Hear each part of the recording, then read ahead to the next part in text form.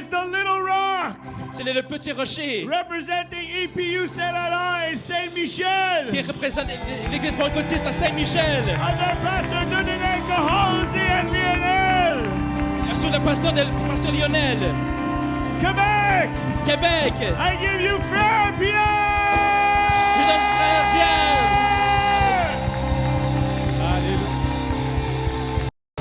Alléluia. Alléluia. Alléluia. Ça, c'était pour moi, amen.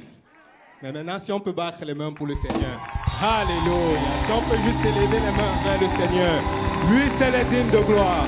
Lui, c'est le digne de toutes nos acclamations. Lui, c'est le notre rocher. Alléluia, alléluia. Alléluia, alléluia. Je ne sais pas si on peut crier pour le Seigneur. Je ne sais pas si quelqu'un peut sauter pour le Seigneur. Alléluia, alléluia. Alléluia, alléluia. Alléluia. Gloire au Seigneur, gloire au Seigneur. Amen. Je vais un peu commencer différemment aujourd'hui. La Bible dit de rendre honneur à qui est dû. Amen.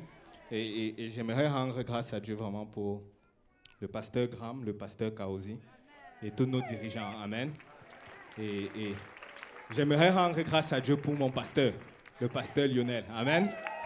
Vous savez, j'aime le pasteur Lionel et sa femme. Amen. Si vous n'aimez pas mon pasteur, je vais prier pour vous. Amen. Venez me voir. Amen. Gloire au Seigneur. Je suis content de voir mon papa et ma maman ici. Amen. Et sans compter, sans oublier ma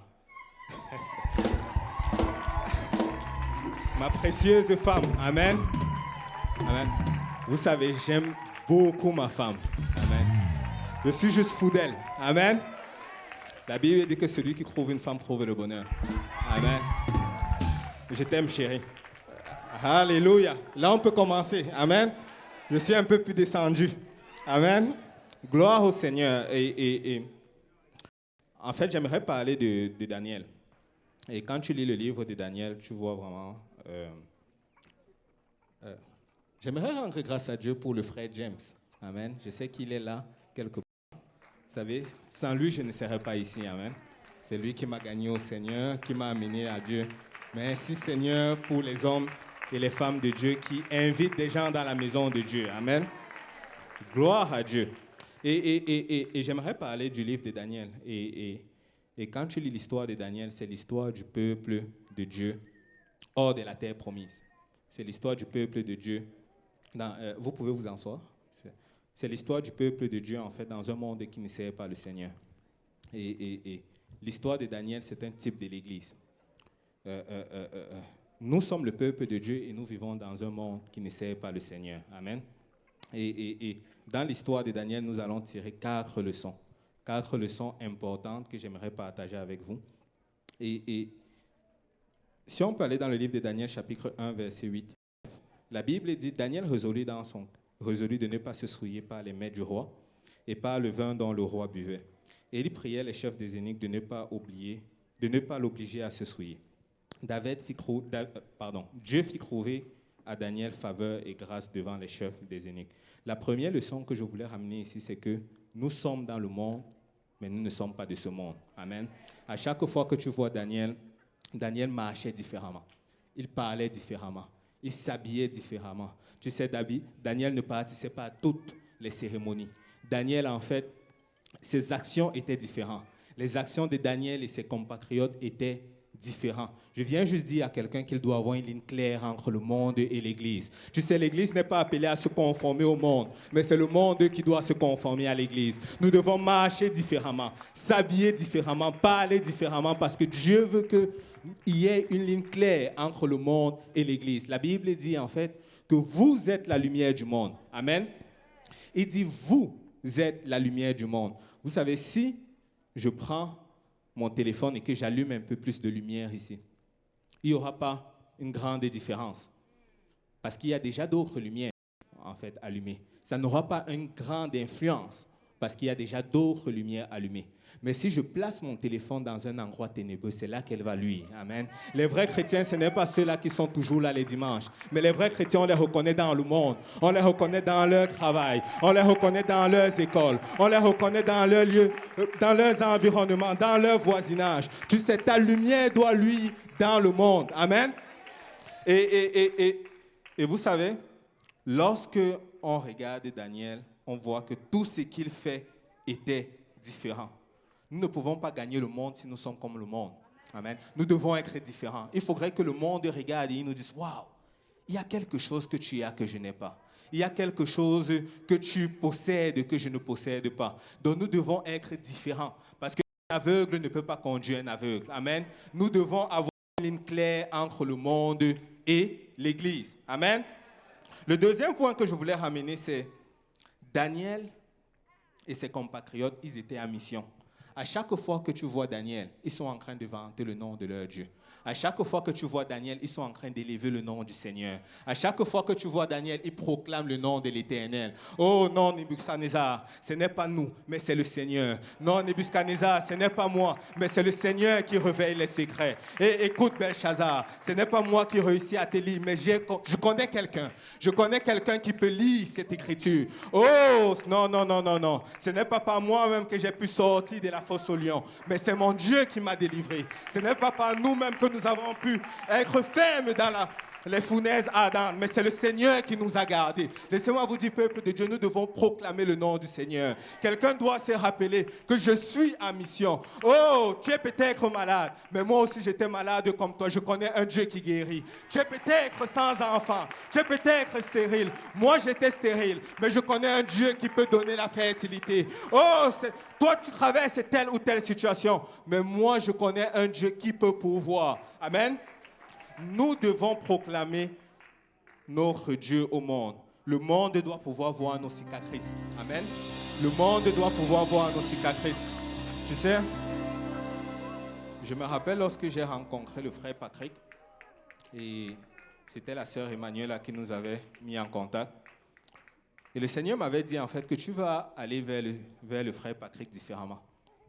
Tu ne vas pas juste aller avec la parole, mais tu vas aller avec la parole de ton témoignage. Lorsque je l'ai rencontré, j'ai commencé à lui montrer mes cicatrices. Regarde, j'étais ça avant. Voici ce que le Seigneur a fait pour moi. Et tu pouvais voir littéralement comme si les murs tombaient. Le voile était brisé. Et tu sais, le frère Patrick, il est venu, il a été baptisé au nom de Jésus-Christ pour le pardon de ses péchés. Il a été rempli du Saint-Esprit. Vous savez, aujourd'hui, c'est le Seigneur. Feu pour le Seigneur. Le monde doit voir tes cicatrices. Le monde doit entendre que ton Dieu est grand. Amen. Et vous savez, souvent, ce qui nous empêche de proclamer le nom du Seigneur, c'est les distractions. Vous savez, nous sommes rendus un peuple très occupé. Nous sommes occupés à la maison avec du travail, les rénovations, nous sommes occupés à l'école, nous sommes occupés à gauche et à droite. Mais je viens juste dire à quelqu'un que ton premier employeur, c'est le Seigneur. Je viens juste dire à quelqu'un qu'avant d'être étudiant, tu es un ambassadeur de Dieu dans ton école. Avant d'être employé, tu es un ambassadeur de Dieu à ton travail. Avant d'être un voisin, tu es un ambassadeur dans ton quartier. La Bible dit que tout lieu que foule la pointe de vos pieds, je vous le donne en possession. Tu sais, tu dois commencer à te battre. Tu dois commencer à réclamer ton travail pour le Seigneur. Tu dois commencer à proclamer le nom de Dieu à ton école. Tu dois commencer à proclamer le nom. Je ne sais pas s'il y a des gens de l'Université de Montréal ici. Est-ce qu'il y a des gens de l'Université de Montréal ici? Est-ce qu'il y a des gens qui ont été gagnés à l'Université de Montréal? Vous savez, lorsqu'on était à l'Université de Montréal, nous étions des ambassadeurs à l'Université de Montréal. Quelqu'un doit être un ambassadeur. Amen. Et je voulais juste dire à quelqu'un ceci. Nous sommes à la fin des temps et le Seigneur veut nous donner un grand réveil. Vous savez, ce qu'on voit présentement, les migrations qu'on voit présentement, ce n'est pas un hasard. Et la Bible dit ceci, « Voici les miracles qui accompagneront ceux qui auront cru. À mon nom, ils chasseront des démons, ils parleront des nouvelles langues, ils saisiront des serpents, s'ils boivent des breuvages mortels, ils ne les feront aucun mal. Ils imposeront les mains aux malades et les malades seront guéris. » je crois ceci, que les enfants de Dieu ne suivent pas le réveil, mais c'est le réveil qui les accompagne. Tu sais, la Bible dit en fait que tout lieu que foule la pointe de tes pieds, Dieu veut te le donner en possession. Si tu ne te bats pas pour le réveil dans ton quartier, dans ton école, laisse-moi te dire que les ténèbres vont finir par te contaminer. Les ténèbres vont finir par t'avoir. Tu sais, cette semaine, mon épouse m'a raconté une situation où comment les enfants, en fait, dans notre quartier, c'était des enfants très, très rebelles. Et j'ai dit, en fait, à mon épouse que si on ne se bat pas pour notre ville, les villes vont commencer. C'est le même esprit avec lequel luttent ces enfants-là, ça va nous toucher. Tu sais, quelqu'un doit s'élever. Quelqu'un doit se dire que je suis déterminé. Je dois me battre pour le réveil. Je veux voir le réveil à mon travail. Je veux voir le réveil dans mon entourage. Je veux voir le réveil. Tu sais, Caleb s'est dit, je suis peut-être vieux, mais je désire cette montagne. Je ne comprends pas comment je vais y arriver. Je sais que vous êtes peut-être sur la montagne. Il y a des enfants d'Anak là-bas. Mais qu'importe qui vous êtes, j'ai une promesse. Je sais que tout lieu que foule la pointe de mes pieds, Dieu va me le donner. Amen. Nous devons nous battre pour le réveil. Et la dernière chose que je voulais partager, c'est l'Église va de gloire en gloire. Vous savez, Daniel, il a traversé 4 gouvernements. Nebuchadnezzar est venu. Daniel était là. Nebuchadnezzar est passé. Daniel est resté là. Belshazzar est venu. Daniel était là. Il est passé, mais Daniel était toujours là. Darius est venu. Daniel était là. Il est passé, mais Daniel était toujours là. Cyrus est venu, mais Daniel était toujours là. Je viens juste dire à quelqu'un que l'Église va demeurer. Qu'importe les programmes du monde, qu'importe ce que le gouvernement fait, mais nous servons un Dieu puissant. Nous allons tenir ferme. Qu'importe la Covid, qu'importe la pandémie, qu'ils viennent ou qu'ils partent, l'Église va demeurer. Qu'ils viennent et qu'ils partent, l'Église va demeurer. Je viens juste dire à quelqu'un, tu peux attaquer le pianiste, tu peux attaquer les huissiers, tu peux attaquer le prédicateur, tu peux attaquer le pasteur, mais laisse-moi te dire que l'Église va demeurer ferme. Amen. Parce que l'Église n'est pas bâtie sur un homme, mais l'Église est bâtie sur le Seigneur Jésus. Le Seigneur dit, tu es Pierre, mais sur ces roches, je bâtirai mon église. Sur ce rocher, je bâtirai mon église. L'église n'est pas bâtie sur l'intellect. L'église n'est pas bâtie sur l'homme. L'église n'est pas bâtie sur les humains. Mais l'église est bâtie sur le Seigneur Jésus. Sur le Seigneur Jésus. Et en passant, lorsque tu vois Daniel, au commencement, il est en train de plaider avec l'intendant. Plus tard, lorsque tu vois Daniel, il est à la cour du roi. Plus tard, lorsque tu vois Daniel, il est à la 3e position. Plus tard, lorsque tu vois Daniel, on te dit en fait qu'il a été établi sur tout le gouvernement. L'église va de gloire en gloire, de victoire en victoire. Écoutez, les meilleurs jours de l'église ne sont pas en arrière, mais c'est en avant. Les meilleurs jours de l'église, ce n'est pas dans le passé, mais c'est en avant. Laissez-moi vous dire, peuple de Dieu, nous allons de gloire en gloire et de victoire en victoire. J'ai juste besoin de m'accrocher. Je dois m'accrocher au Seigneur. Je dois m'accrocher à l'église parce que l'église va grandir.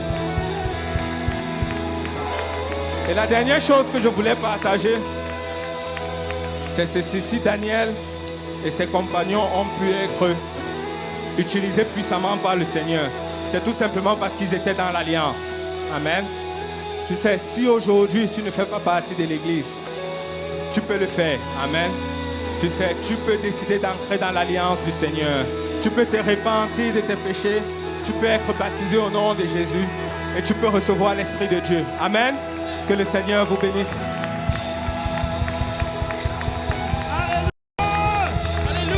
Hallelujah, hallelujah, hallelujah. Alléluia. Hallelujah. Hallelujah. Praise God. Woo! Who feels the fire of the Holy Ghost? Qui sent le feu de cet esprit. Woo! Praise God. Hallelujah. We don't act the same, we don't walk the same, we don't talk the same. On n'agit pas la même chose, on parle pas la même chose. And you're the light of the world, Et amen. vous êtes la lumière du monde, amen. Woo! We've got Jesus inside, Nous avons Jésus à l'intérieur. and we gotta bring him On doit le outside. ramener à l'extérieur.